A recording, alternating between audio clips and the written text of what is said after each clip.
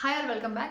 आज की वीडियो में बात करने वाले हैं मेरे IBPS इंटरव्यू के पर्सनल एक्सपीरियंस के बारे में कि मेरा कैसा इंटरव्यू रहा था, उन्होंने कौन कौन से क्वेश्चंस पूछे थे, कितनी ड्यूरेशन तक वो चला था, वो सब हम आज डिस्कस करेंगे। Okay, so let's begin. तो मेरा इंटरव्यू शेड्यूल था Feb 23 में। थोड़ा विंटर्स का टाइम था तो मैं वेस्टर्न फॉर्मल पहन के गई थी। Light blue shirt, navy blue pant और नेवी ब्लू ब्लेजर, ठीक है। और जो भी हमको इंटरव्यू कॉलेटर में मेंशन किया गया था कि आपको ये डॉक्यूमेंट्स प्रोड्यूस करना है इंटरव्यू के टाइम पे, तो वो सब हम लेकर गए थे।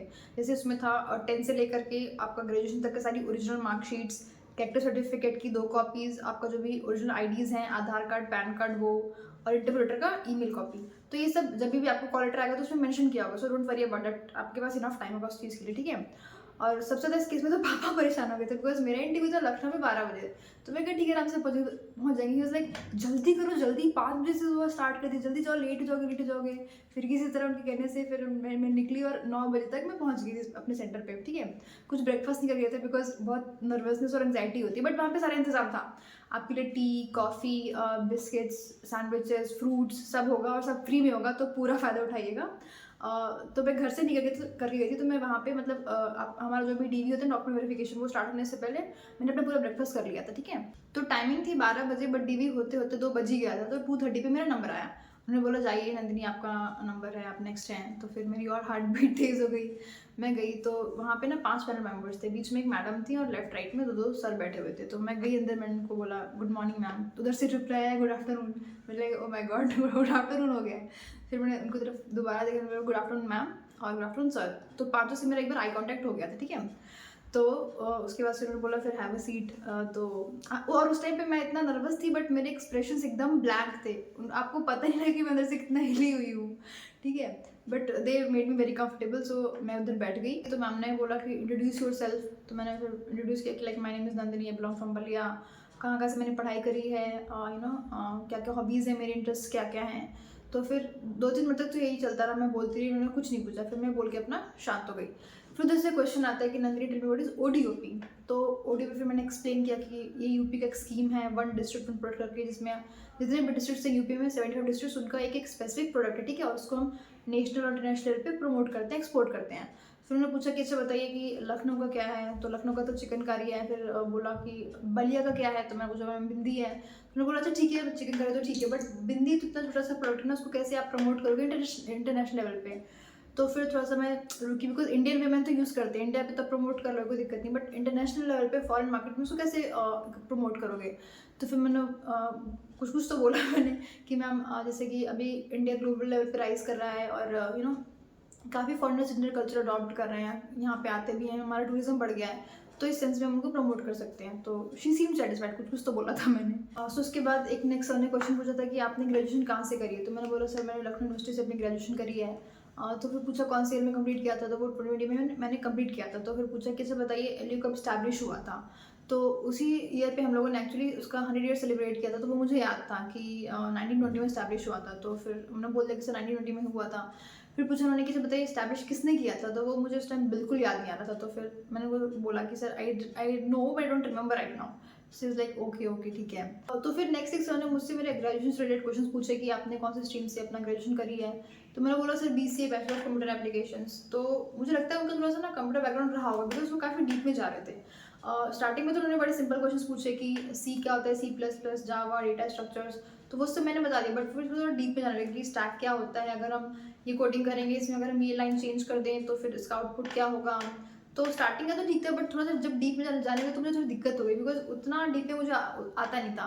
तो सबसे ज़्यादा टाइम लेकिन उन्हीं सर नहीं लेते, कम से कम 5 से 7 मिनट तो वही ले गए थे कि मतलब ये बताइए, काफ़ी डीप में जा रहे थे वो। तो थोड़ा सा वो पोर्शन इंटेंस हो गया था।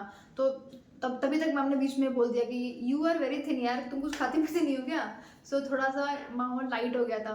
तो फिर मैंने भी थोड़ा स्माइल किया कि नहीं मैडम ऐसी बात नहीं है, मतलब डाइट तो मेरी नॉर्मली है, बट हाँ मे बी मेटाबॉलिज्म फास्ट हो या फिर ऐसा कुछ। बट अगर जॉब मिल जाए तो मे बी उस खुशी की वजह से मैं थोड़ी सी हेल्दी हो जाऊंगी। सो फिर सब हंसने लगे, तो थोड़ा सा लाइट हो गया था मोमेंट वहाँ पे। उसके बाद से एक सर ने बड़ा सीरियस सा क्वेश्चन पूछा कि बताइए हिंडनबर्ग रिपोर्ट क्या होती है, जो उस वक्त बहुत ट्रेंडिंग में अडानी ग्रुप के ऊपर आई थी। तो वो तो मैं एकदम रट्टा मार के गई थी, एकदम पटपट सा जो भी पढ़ा था मैंने, किसने लॉन्च किया था, किसकी वजह से क्या ड्रामा हुआ, सब वो सब मैंने एक्सप्लेन कर दिया। उसके बाद से फिर एक सर ने क्रॉस क्वेश्चन किया कि बताइए शॉर्ट सेलिंग क्या होती है।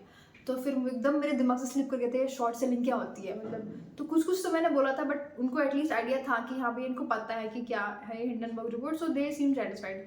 अच्छा, उस पैनल में ना एक मेंबर ऐसे थे जो कुछ नहीं बोल रहे थे, लाइक पूरा स्टार्टिंग से लेके एंड तक उन्होंने कुछ नहीं किया, कुछ नहीं बोला। I think he was just observing and I was observing him that he was observing me. तो क्योंकि एक दो बार आई कॉन्टेक्ट भी करना होता है, जैसे मान लीजिए किसी एक ने क्वेश्चन पूछा तो ऐसा नहीं कि आप सिर्फ उनको ही देख करके रिस्पॉन्ड करेंगे, आपको सभी तरफ देखना होता है कि लगे कि हाँ भैया लाइक एवरीबडी इज इन्वॉल्व। तो उनकी तरफ एक दो बार देखा, बट ज़्यादा उनकी तरफ ध्यान नहीं गया क्योंकि वो कुछ पूछ नहीं रहे थे, तो ज़्यादा इंटरेक्शन हम चारों के बीच में हो रहा था। बट वो बहुत शार्पली ऑब्जर्व कर रहे थे कि मैं कैसे रिस्पॉन्ड कर रही हूँ, क्या बॉडी लैंग्वेज है मेरा, किस क्वेश्चन पे ना कैसा रिएक्शन है, वो सब ही वॉज रियली ऑब्जर्वेंट। तो उसके बाद से लास्ट क्वेश्चन इंटरव्यू का मैम ने पूछा, एक सिचुएशन बेस्ड था, सबसे ट्रिकी क्वेश्चन वही था। उन्होंने कहा कि मान लीजिए एक हॉस्पिटल है, ठीक है, और उसके जस्ट सामने एक बैंक खुलता है, नया बैंक, तो एज अ बैंकर आप क्या क्या उससे बेनिफिट ले सकते हैं, कैसे लोगों को फैसिलिटेट कर सकते हैं। तो पहले तो मुझे क्वेश्चन ही नहीं समझ आया, तो मैंने बोला ma'am can I take like 5-10 seconds to think about it, and like yeah sure you can. तो फिर मुझे ऑकवर्ड ना लगे इसलिए मैंने जल्दी बोल भी दिया कि मैम जैसे कि नया बैंक खुलेगा तो हम अकाउंट ओपनिंग्स प्रमोट कर सकते हैं और यूपीआई ट्रांजेक्शन्स को फैसिलिटेट कर सकते हैं। तो उधर से क्रॉस क्वेश्चन आया कि यूपीआई तो ऑलरेडी सक्सेसफुल है ना, आज के टाइम पे कैश कौन ही यूज़ करता है, इनफैक्ट मैं खुद कैश नहीं यूज़ करता हूँ, आई यूज़ यूपीआई, तो वो तो ऑलरेडी सक्सेसफुल, सो उसको क्यों प्रमोट करना। तो like yes sir there are other ways also.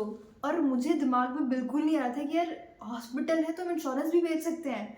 फिर उधर से उन्होंने खुद ही बोल दिया, sir can we sell insurance, and I was like yes we can, मतलब इन जनरल हम बेच सकते हैं, लाइफ इंश्योरेंस हम बेच सकते हैं।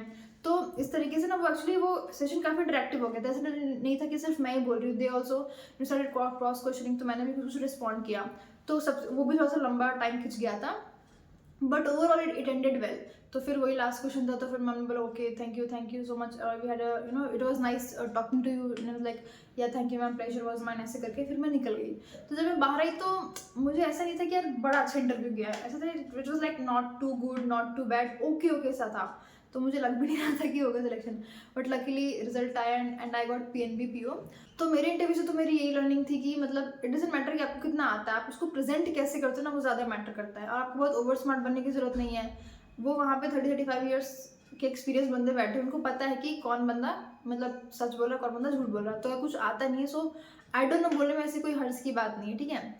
सो आप कैसे रिस्पॉन्ड करते हो, जैसे वहाँ पे एक सर थे, वो कुछ नहीं बोले, वो जस्ट ऑब्जर्विंग कि आप कैसे रिएक्ट कर रहे हो, कैसे रिस्पॉन्ड कर रहे हो चीज़ों को। सो आपको वो चीज़ भी आना चाहिए कि मतलब हाँ आप ऑलरेडी ऑब्वियसली आप नर्वस हो गए, नो डाउट, मैं भी थी, आप भी हो गए, बट उस चीज़ को प्रेजेंट नहीं होने देना कि यार मैं कितना डरा हुआ हूँ, ठीक है। वो जो भी पूछे जल्दबाजी नहीं करनी, मतलब ठीक है, आराम से पूछे और आराम से रिस्पॉन्ड करें, ठीक है। तो ये था मेरा IBPS पे इंटरव्यू का अपना पर्सनल एक्सपीरियंस। लगभग 15 to 20 मिनट्स तक हमारा पूरा इंटरव्यू चला था। कोई अगर क्वेरी हो आपकी रिलेटेड तो just drop a comment, I will definitely answer. So मिलते हैं नेक्स्ट वीडियो में, बाय बाय।